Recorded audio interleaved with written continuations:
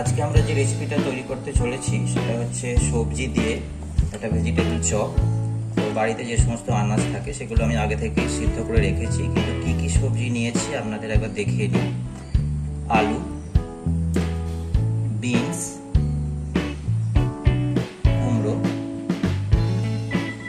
গাজর, ক্যাপসিকাম, ধনে পাতা আর পালং শাকের পাতা, এগুলো সব আগে থেকে সিদ্ধ করে রেখেছি। এবার এইগুলো আমি একটুখানি কড়াইতে তেল দিয়ে সেটাকে একটু নেড়ে নেবো, তাহলে টেস্টটা আরও বেশি হবে। তেল দিয়ে দিয়েছি, তেল গরম হয়ে যাওয়ার পর তাতে আমি দিয়ে দিচ্ছি দারচিনি, তারপরে দিলাম আদা, কাঁচা লঙ্কা, একটু হলুদ দিয়ে দিলাম সামান্য, দিয়ে নেওয়ার পর তাতে আমি এবার সবজিগুলো দিয়ে দেবো। সবজিগুলো দেওয়ার পর কিছুক্ষণ নাড়তে হবে। এটা আপনাদেরকে একটু দেখে নিতে হবে, একেবারে মিহি হয়ে যাবে না, যাতে একটু ভালো মিশ্রণটা হয়। এবং স্বাদটা আনার জন্য তাতে একটু নুন পরিমাণ মতো দিতে হবে। তারপরে তাতে বাড়িতে যদি তৈরি করা থাকে কোনো মশলা, সেই মশলা একটু দিয়ে দিতে পারেন। আর তার সঙ্গে ভালো হয় যদি ম্যাগির মশলা থাকে, সেটা একটু টেস্টটা কিন্তু একেবারেই অন্যরকম হয়ে যাবে। ম্যাগির মশলাও আমি দিয়ে দিলাম, তাহলে সুবিধা হবে এবং টেস্টটাও ভালো হবে। আরেকটা জিনিস দিতে পারেন, সেটা হচ্ছে পাতিলেবুর রস। পাতিলেবুর রসে কিন্তু টেস্টটা অনেকটাই বাড়িয়ে দেবে। এছাড়াও এর সঙ্গে মিশিয়ে দিচ্ছি আমি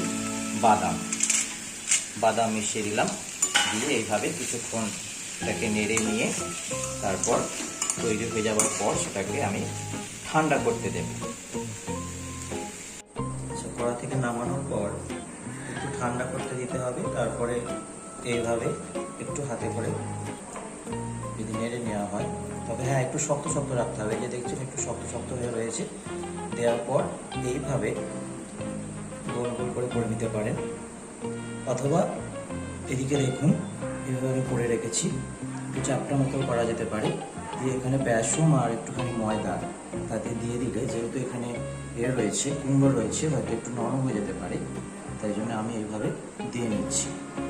এরপর আমরা কড়াতে দেবো কীভাবে, তেলটা গরম করতে দিচ্ছি। গরম হচ্ছে, এদিকে বেসনটা আমি রেডি করে নিয়েছি। বেসনের মধ্যে নুন দিয়েছি, একটুখানি টমেটো সস দিয়েছি, দিয়ে এইভাবে বেসনেতে দিয়ে তেল গরম হয়ে গেছে, এটাতে দিয়ে দিলাম।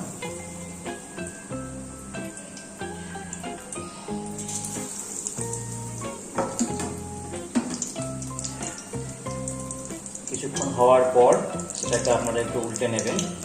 কেমন সেটা দেখতে লাগছে আমি আপনাদের দেখাচ্ছি, তৈরি করার পর কেমন লাগছে। এই যে এইভাবে দেখে নিন, পুরো জিনিসটা তৈরি হয়ে গেছে একেবারে। এবার সেটা আপনারা মুড়ির সাথে, চায়ের সাথে খেতে পারবেন। যেটা আজকে তৈরি হবে সেটা হচ্ছে সবজি দিয়ে ভেজিটেবল চপ।